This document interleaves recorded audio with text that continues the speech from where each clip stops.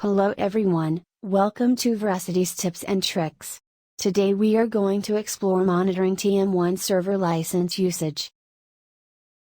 Every business wants to know the number of licenses they are using in TM1 from time to time. The business would like to optimize the use of the user group and would also like to be compliant. This will help them in minimizing the overall cost. This can be done by enabling a parameter name license metric time in tm1.cfg file. We are showcasing the scenario by enabling the parameter in the instance, car sales. The format of the license metric time parameter is in day, hours, and minutes. Let us enter the time to generate a file. Save the CFG file. Please make a note we don't need to restart the instance as this is a dynamic parameter. The file has been generated in a default format which is not a business user friendly, hence we would need to make in a readable format, simply by processing this file using SQL or any database using ODBC and TI. Let us see the SQL query. Here we have created a database named license in which we are storing our data. To process the SLM tag file, we created a stored procedure named license_proc in which we are using filename.csv as a data source which contains the file name of SLM tag file and which we are updating through tm1ti to always get the latest file name. This file name is stored in a variable called file location.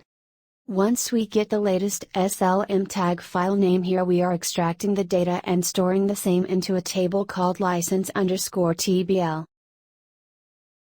Here we have made columns like log time, type, subtype, value, start time and end time in which we are inserting the data after extracting from the file.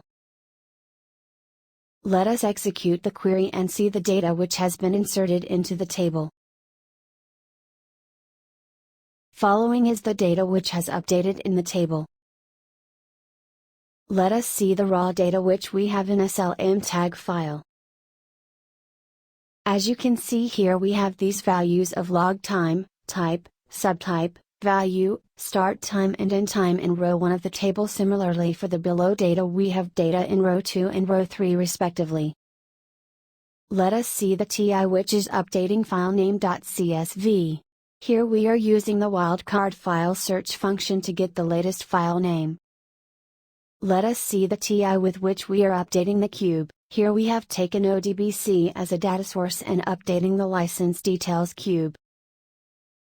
Let us see the cube now. Here we have a two-dimensional cube in which we are storing the values of the license against 3 elements.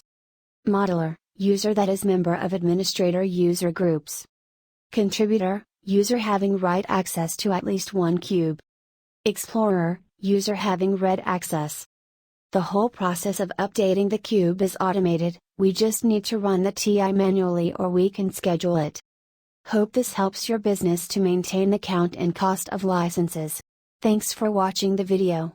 For any future information, please connect with us on our website www.veracitiz.com.